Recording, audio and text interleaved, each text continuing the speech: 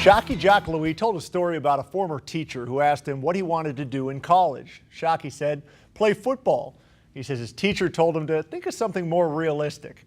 Shockey thanked that teacher for the motivation while announcing his intention to attend Tennessee next year. A good underdog story is always fun, but there's nothing wrong with the two unquestioned best teams in the nation squaring off, and that's what we have here tonight. For just the second time in program history, confetti falls for Clemson.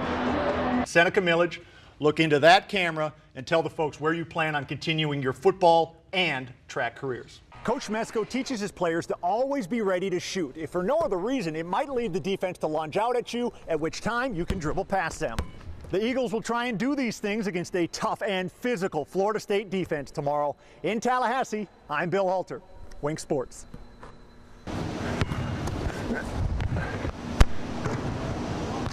The crowd, this group, the band, they're going to do their part, and we're going to see if the Tarpons can do theirs against one of the best teams in the entire country.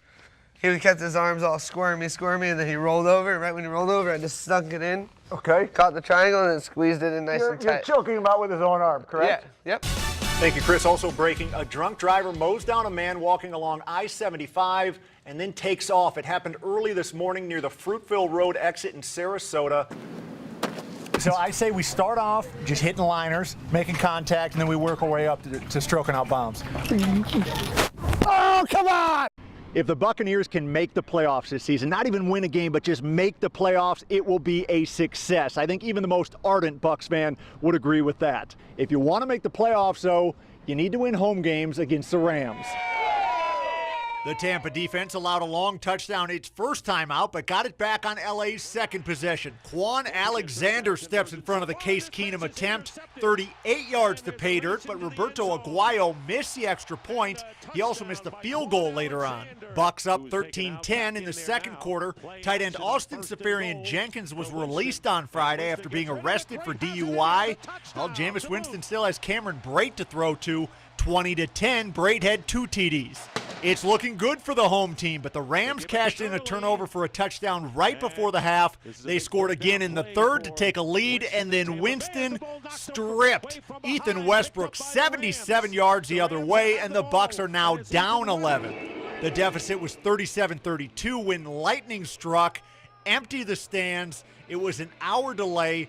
Finally, they were back to action, and Tampa has a chance here trying to complete the comeback, and Winston drove them down to the 15-yard line, but they didn't manage the clock very well and couldn't punch it in. Bucs lose 37-32. The lesson our team needs to learn is that every week's a battle. I mean, it doesn't matter who the other team is, and our culture is not where it needs to be. And that starts with me. I'm the head of that. One of the things that was pretty jarring is all the empty seats for the home opener, but I guess that's what you get when you have a 9-year playoff drought. The 1-2 Bucs host the Broncos next week. In Tampa, I'm Bill Halter, Wink Sports. After 24 hours of Teddy Dupay shooting three-pointers, I have great appreciation for his heart and perseverance and an absolute amazement for the fact that 3 years ago, a guy from Oregon made 10,381 threes in a day. Teddy didn't even shoot that many. Dupay's body failed him, and it failed him too early for him to have a chance at the record. Every good shot ends with a flick of the wrist. Dupay has done it millions of times, and during his marathon mission, it all caught up with him. My wrist is really hurting. Getting cramps too a little bit, but just keep plugging away. Dupay's breaks were longer than he wanted them to be as he treated his body with heat, massage, and IVs to fight dehydration. Just not gonna quit. That's it.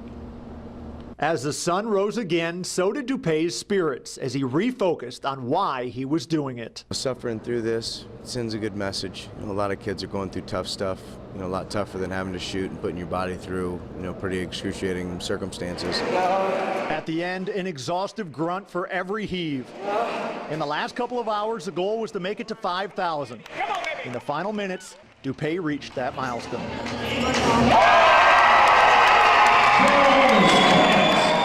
Everybody's going to get to that point where even though you say you're not going to quit, a logical person would quit.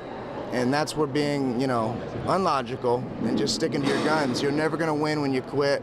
Despite a rough stretch in the middle of the night and the fact that he had to change his form to deal with the pain, Dupay still managed to make 66% of his shots. That's an incredible mark from the NBA three-point line. This event raised $50,000. In Tampa, I'm Bill Halter, Wink Sports.